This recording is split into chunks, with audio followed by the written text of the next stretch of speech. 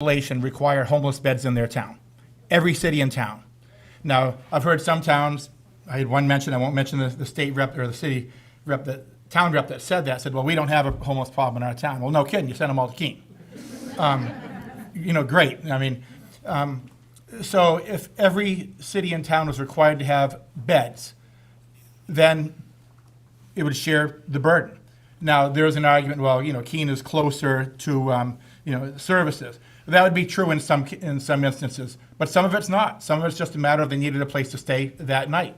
So if every city and town is required to have a bed, I think I just read Hanover, New Hampshire is a perfect example, not to pick on them. They don't have a homeless shelter. Oh, so they don't have a homeless problem. No, they don't, because they send them somewhere else. The 100 nights in the other shelters in Keene, if we turn that shelter into holding 120 people, it'd fill tomorrow, because the rest of the state would send them here. That's the fact. Now, when we have a city where 66% of the people staying in our shelters aren't from Keene, that is a problem. Obviously, it's a state problem, because the state of New Hampshire always says, well, we like to have local control. Well, what that really means is we just want you to deal with the problems, we don't have to handle it. So that's the kind of my spiel in a nutshell. But until the state deals with the responsibility that they should, and that's our state reps, and I know we're working with our state senator, this problem will not go away. You cannot create enough beds until every town and city in the state of New Hampshire does their job. Thank you. Yes, Counselor.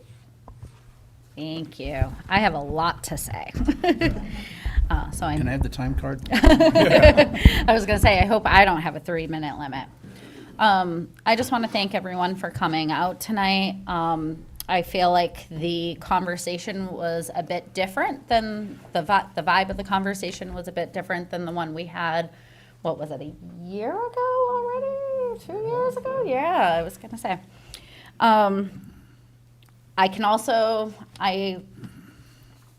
Just by comments, I know who the social workers and are in the room, the ones doing the work, the boots on the ground. I'm one of those people.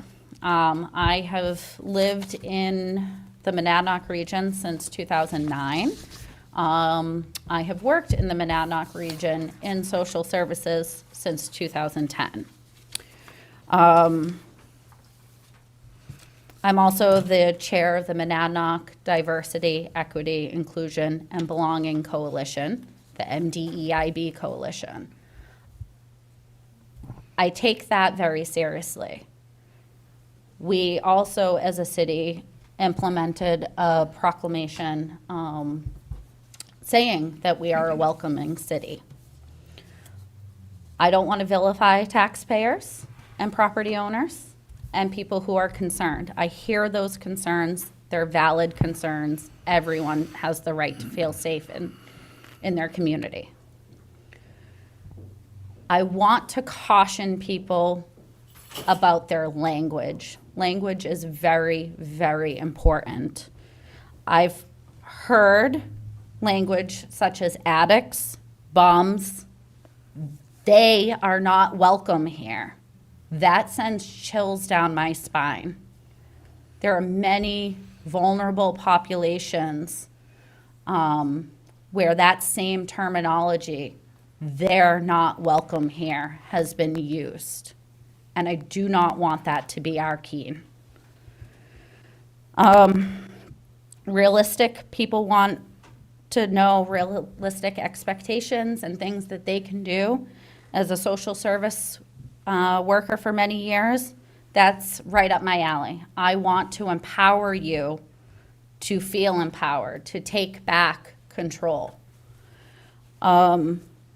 There's lots of ways to do that. Technology is wonderful. I encourage private businesses, property owners, landowners, to enhance your security on your own property. Motion detectors, we talked about sensors on the bike path. You can have motion detectors in your yards to, pick up on motion. Ring cameras. The police department has a program where you can sign your ring cam up so that if you record something, you can share that footage. Trash removal. We heard about how, homeless outreach workers give folks in encampment areas trash bags and they're not used. I ask you a realistic question. It's not like camping where you carry in, carry out. If they were to use the trash bags that are provided and they fill them up, where do they take them? We do not have, you can't dump trash in someone else's dumpster. That's illegal. So yeah, a lot of it is just left there. Could the city implement, if you carry it out to a specific site, we'll come get it once or twice a month. My cat, so we talked about needles. Needles aren't just used for drugs, for injection. They're used for diabetic supplies. I also ask, please do not photograph the homeless or folks in the community. That is an immense violation of privacy and a huge dignity and respect violation. I had better notes, but I left my notebook at home, so this is not the speech I had in mind. We talk about social services and the need for resources. I ask you folks, I know what these agencies pay because I worked there. I have a master's in psychology with a concentration in forensics. I had a bachelor's degree. These social service agencies can't keep workers. There was an article in the paper about a specific agency and their difficulties retaining and attracting staff. Do you know what that does to have to relive your trauma, reshare your trauma every 6 months because you've got a new caseworker or a new therapist? Like I said, the wages, you're not going to keep people. You're not going to keep experienced folks. You're going to get folks right out of college that just need to gather some experience, and move on to a different paying job. So again, I want to empower people to look at ways that you can control the aspects that you can control. You can't control other people's behavior, but you can control your home and what you do around it. Just as there's bad actors in every other profession, there are bad actors in the homeless population as well. I understand that. I see that. I'm not naive to that. I just want to be really clear on coming together as a community to solve this problem, to mitigate the risks. So with that, I will close. Thank you. Thank you. Council Williams. Well, first I want to start by endorsing everything Councilor Workman just said. She's a very smart person, and I appreciate your words. I want to thank everybody who showed up, especially everybody from the east side, which is my neighborhood. We have a wonderful neighborhood on the east side. I've had the opportunity to live just about anywhere in America, and the east side of Keene is what I've chosen because we are a caring community. We're a dynamic community. We're an artsy community. We're good people there, and there's definitely some good people here today, and I appreciate that. I appreciate that, there were a few remarks about our infrastructure on the east side and how, our sidewalks are a mess. I've been saying that since I got elected 4 years ago. We are starting to do something about it, but there's a lot more money that needs to be invested in infrastructure, particularly on the east side. We're going to need to figure out how we're going to pay for that. Because, you know, it really does affect the quality of life. It really is a piece of infrastructure that, you know, was kind of deserted by the city after the financial crisis a number of years ago. And maintenance fell behind, and you know, we're seeing the price for that now when people say that you know, they're ashamed of the sidewalks on the east side. Somebody also mentioned dirt bikes and drag racing. That is particularly a concern for me. You know, the two times that I've felt unsafe in our neighborhood, both times it was because I was being threatened by someone in a vehicle, not a homeless person. So, you know, this is a problem that affects attitudes at all levels of income, I would say.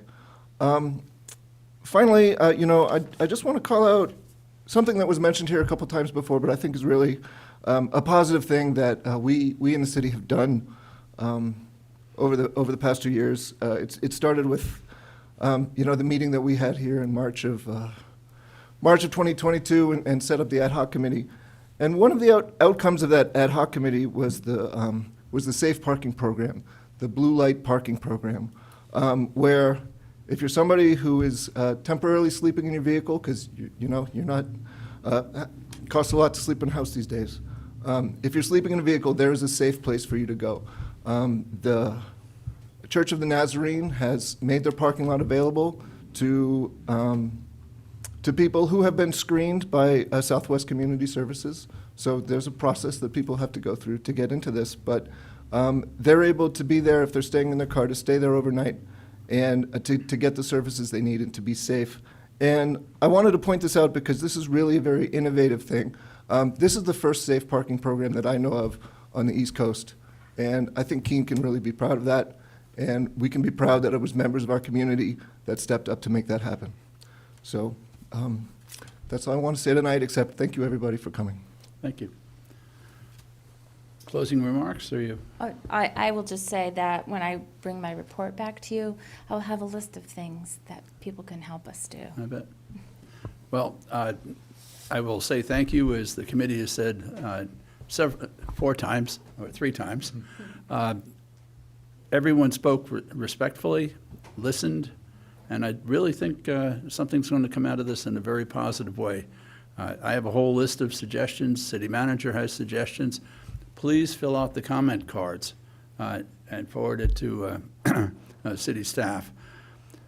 As I said in the opening, written comments are accepted at the clerk's office until Tuesday, but any positive thoughts that you get, pass them on, because I think it is very important as we work together in this.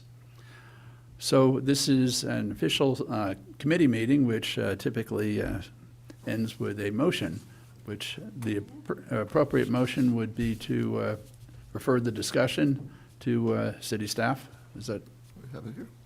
good way to go? I move to recommend that the safety concerns be referred to the city manager with the request that there be a report back to the committee. Second. Motion's made and seconded. Anything further from the committee? All in favor? We are unanimous. And again, I thank you very much, public, for coming, and city staff for working with us. And we are adjourned.